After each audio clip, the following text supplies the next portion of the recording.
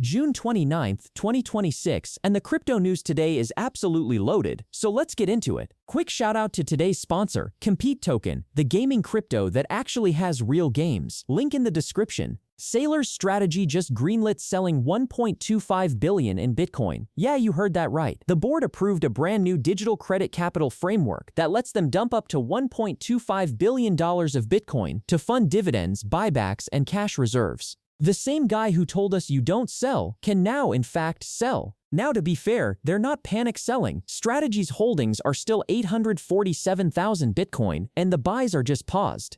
But this is the first time the never sell strategy has a sell button, and their MNEV slipped below 1 for the first time ever, meaning the market values the company less than the Bitcoin in its vault. That's wild. The Supreme Court just handed Trump the SEC on a platter. A 6-3 decision overturned an FDR-era precedent that protected agency commissioners, meaning Trump can now fire SEC and CFTC commissioners whenever he wants. The crypto-friendly takeover just got a turbo button. Here's the catch. Senate Democrats said they'd back the Clarity Act if Trump appointed Democrats to the SEC. He's had 6 months and appointed exactly 0. So the SEC sits at 3 Republicans, 0 Democrats, and now there's no legal lever to make him share. Funny how that worked out. Bitcoin is fighting for 60,000, and honestly, it's been a brutal month. We're down 53% from the October all-time high of 126,000. June losses are pushing 19%, the worst month since the 2022 bear, and spot ETFs bled $4 billion in June alone.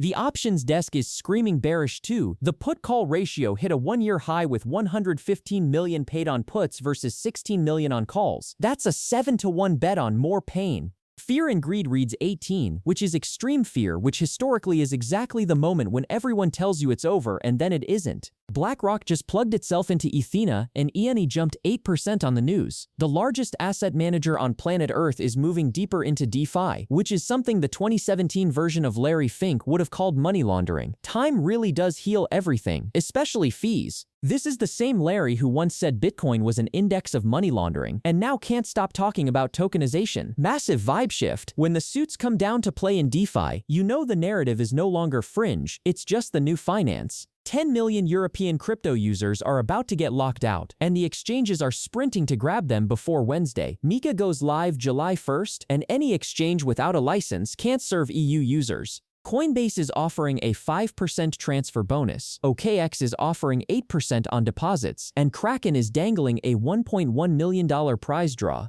244 total licenses have been issued. Germany leads with 57, France has 26, and 5 EU countries somehow issued 0. Binance straight up withdrew their application and dipped. The free market for EU crypto users is officially open, and the licensed exchanges smell blood in the water. Tom Lee just bought 43 million more Ethereum right into the bloodbath. His Bitmine treasury added the ETH last week and now sits on 5.7 million Ethereum, worth roughly $9 billion.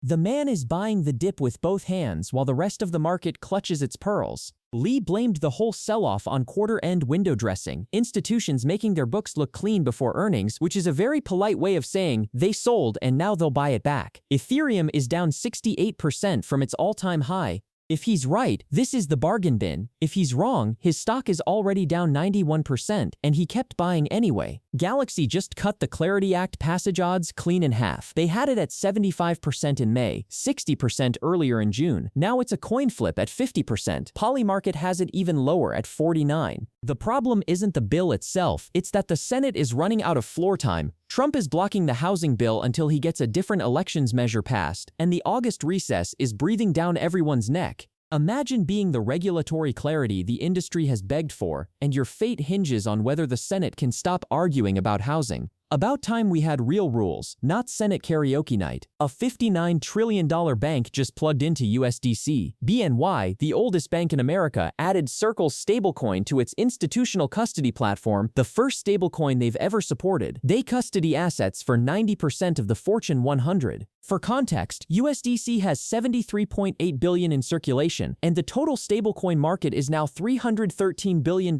When the bank that custodies your grandma's pension is minting USDC, the stablecoins are a fad crowd can sit down forever. Ukraine just seized $8.3 million from an alleged ransomware crew, and it's the first time the state is officially managing crypto. The group reportedly laundered over $100 million in ransomware damages against European and US targets. Total assets clawed back including homes, vehicles, and $1 million in cash, over $11 million. And here's the bigger picture. Ukraine already holds $2.8 billion in Bitcoin and just passed the first reading of a bill that could let them recover $10 billion more in stolen funds. Quietly, Ukraine is building a state-managed crypto stack on top of seized hacker money. That's the kind of plot twist where the bad guys accidentally fund the good guys. Ripple just added the missing piece to the XRP ledger, institutional lending. Developers can now test the new XRPL lending protocol, which lets institutions borrow and lend against tokenized real-world assets right on-chain.